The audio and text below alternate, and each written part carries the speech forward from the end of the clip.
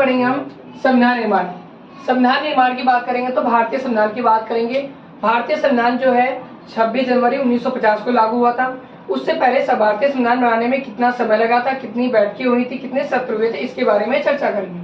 जैसा कि आपकी छोटी बेसिक चीजें बताते हैं हम भारतीय संविधान के बारे में। भारतीय संविधान जिसकी पहली बैठक 9 दिसंबर 1946 को हुई थी और इसकी आखिरी बैठक 24 जनवरी 1950 को हुई थी। इसके बारे में बात करते हैं तो भारतीय संविधान बनाने में 2 साल 11 महीने 18 दिन का समय लगा था और भारतीय संविधान का निर्माण कार्य जो है 26 नवंबर 1949 को हो गया था, जिसमें लगभग 284 सदस्यों ने हस्ताक्षर किए थे। अब बात कर लेते हैं भारतीय संविधान के जो चैप्टर से मुख्य प्रमुख बातें जो है। भारतीय संविधान सभा में हुई चर्चाएं जनमत से कैसे प्रभावित होती थी। जैसा आपको पता होगा कि संविधान सभा का गठन 9 दिसंबर 1946 को पूरा हो गया था। तो संविधान सभा में जो चर्चाएं की जाती थी, बहसबाजी की जाती थी, उसको अखबारों में छापा जाता था और उस पर आलोचना की जाती थी और पत्रकारों के माध्यम से लोग अपना विचार प्रकट करते थे। इस तरह जो है संविधान सभा में हुई चर्चाएं जनमत से प्रभावित होती थी। दूसरा क्वेश्चन है प्रत्यक्ष निर्वाचिका क्या थी, इस पर सरदार पटेल ने क्या कहा। प्रत्यक्ष निर्वाचिका, प्रत्यक्ष का मतलब होता है अलग, निर्वाचिका मतलब चुनाव, कि अलग से चुनाव करने की विधि को प्रत्यक्ष निर्वाचिका कहते हैं। प्रत्यक्ष निर्वाचिका के तहत कि विशेष समूह के लोग ही चुनाव लड़ सकते हैं और विशेष समूह के ही चुनाव में वोट डाल सकते हैं। जैसे मान लो कि अगर मुस्लिम कैटेगरी के लिए सीट आरक्षित की जाती है तो मुस्लिम कैटेगरी का ही कैंडिडेट चुनाव लड़ेगा और मुस्लिम लोग ही चुनाव में वोट डाल सकते हैं। ये इस तरह प्रत्यक्ष निर्वाचिका है। इस पर सरदार पटेल ने क्या कहा। सरदार पटेल ने इस पर कहा कि प्रत्यक्ष निर्वाचिका एक ऐसा विषय है जो कि देश को बांटने का कार्य किया है। इस तरह से प्रत्यक्ष निर्वाचकों को हमें खत्म करना चाहिए, इसके बारे में नहीं सोचना चाहिए। ये थी प्रत्यक्ष निर्वाचिका। संविधान सभा में राष्ट्रभाषा पर क्या सुझाव है। संविधान सभा में जब राष्ट्रीय भाषा की बात आई तो बहुत ही ज्यादा गर्मा-गर्म बहस चली, जिसमें आरवी धुलेकर ने ये जोरदार भाषण देते हुए कहा कि जो भी व्यक्ति हिंदी नहीं बोल सकता वो संविधान सभा को छोड़कर बाहर जा सकता है। अंत में यह सुझाव आया कि जो राष्ट्र की भाषा होगी हिंदी, इसे धीरे धीरे प्रयोग में लाना चाहिए और संविधान सभा में राष्ट्रभाषा पर अंततः यह सुझाव आया कि यह राजकीय भाषा होगी, जो प्रशासनिक कार्य होंगे इसमें इसका यूज किया जाएगा, हिंदी और इंग्लिश का। उसके अलावा जो देश के अन्य राज्य अपनी रीजनल लैंग्वेज का भी प्रयोग कर सकते हैं, जो राजकीय भाषा होगी उसका प्रयोग कर सकते हैं। इसी तरह हम देखते हैं कभी किसी स्टेट में ट्रैवल करते तो 3 भाषाओं में अलग साइन बोर्ड मिलते हैं। ये तो हिंदी में होता है, इंग्लिश में होता है और एक रीजनल लैंग्वेज भी होता है, प्रांतीय जो भाषा होती है वहाँ की भी लैंग्वेज में लिखा होता है। संविधान सभा का गठन कैसे किया गया। संविधान सभा की गठन की बात करेंगे तो इसकी पहली जो बैठक हुई थी 9 दिसंबर 1946 को, जिसकी अगुवाई अस्थायी अध्यक्ष डॉक्टर सच्चिदानंद सिन्हा कर रहे थे। इसका गठन इस प्रकार किया गया कि जो 1946 में प्रांतीय चुनाव हुए थे उसके आधार पर किया गया था और संविधान सभा में लगभग 300 सदस्य थे, जिसमें से 75% सदस्य जो थे कांग्रेस के थे, बाकी जो है मुस्लिम लीग के थे और अन्य थे, कमिश्नरी भी थे। इस तरह संविधान सभा का गठन 1946 के प्रांतीय चुनाव के आधार पर किया गया था।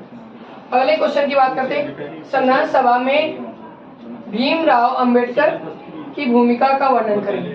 बाबा साहब भीमराव अंबेडकर की भूमिका का वर्णन करें तो डॉक्टर भीमराव अंबेडकर जो थे प्रमुख व्यक्तियों में से एक थे, जिन्होंने संविधान सभा के प्रारूप समिति के अध्यक्ष थे।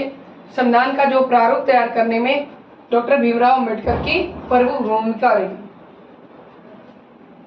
संविधान सभा की प्रस्तावना के 4 प्रमुख आदर्श को बताइए। कि संविधान की जो प्रस्तावना है, जो प्रीम्बल होता है, सभी एनसीईआरटी की बुकों में आपने देखा होगा फ्रंट पेज पे जो होता है पहला पेज, उसमें लिखा होता है भारतीय संविधान की प्रस्तावना, जिसमें अलग से justice, freedom, equality and fraternity, न्याय, स्वतंत्रता, समानता और भ्रातृत्व की बात करते हैं। न्याय की बात करेंगे तो न्याय में हम जो है देखते हैं कि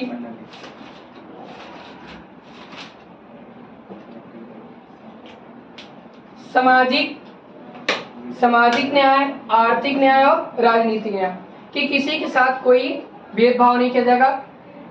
सामाजिक न्याय कि समाज में किसी पर कोई भेदभाव नहीं किया जाएगा। आर्थिक न्याय, जो भी आर्थिक क्षेत्र होंगे किसी भी कार्य करने की छूट रहेगी। राजनीतिक में भागीदारी लेने की सुरक्षा दी जाएगी, कोई भेदभाव नहीं किया जाएगा। स्वतंत्रता की बात करेंगे। स्वतंत्रता में हम देखते हैं कि विचार व्यक्त करने की स्वतंत्रता, अभिव्यक्ति की स्वतंत्रता और किसी भी कार्य करने की स्वतंत्रता सीमित होती है। समानता की बात करेंगे। समानता के तात्पर्य से यह है कि जाति, रंग के आधार पे कोई भेदभाव नहीं होगा। आपको न्याय के समक्ष सभी लोग समान रहेंगे। यह समानता में आप लिख सकते हैं।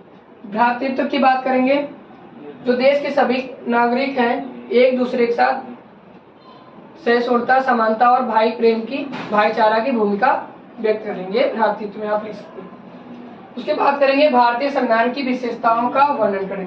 भारतीय संविधान की सबसे बड़ी बात यह है कि जो भारतीय संविधान है विश्व का सबसे बड़ा संविधान है और लिखित संविधान है। भारतीय संविधान जो लोकतांत्रिक व्यवस्थाओं को स्थापित करता है, लोकतांत्रिक सरकार को। और भारतीय संविधान में स्वतंत्र और निष्पक्ष चुनाव करवाने की प्रक्रिया का वर्णन किया गया है। सार्वभौमिक वैश्य मताधिकार प्रस्तुत करता है। सार्वभौमिक वैश्य मताधिकार की बात करेंगे।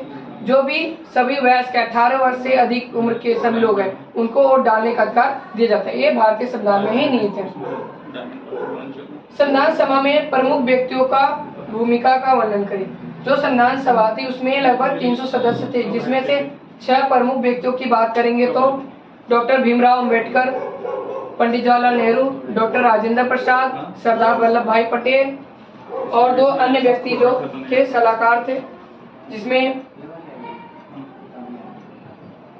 के.एम. मुंशी और अल्लादी कृष्ण स्वामी अय्यर थे, जो साउथ के सलाहकार थे। जिसमें से 4 प्रमुख व्यक्तियों की बात करेंगे।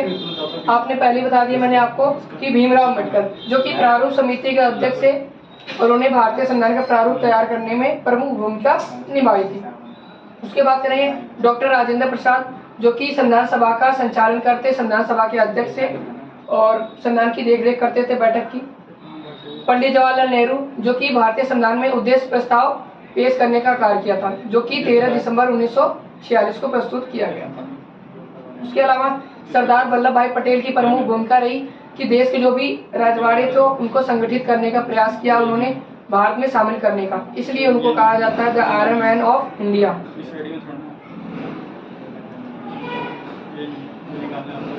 ये थे भारतीय संविधान निर्माण के बारे में हमने पढ़ लिया है, ठीक है। और ये इम्पोर्टेंट क्वेश्चन थे, आप इस पे विशेष करके ध्यान देंगे। इसमें से 100% लगभग क्वेश्चन आते हैं तो आते हैं, तो इन क्वेश्चन को आप देख कर जाएंगे एग्जाम्स में। All the best.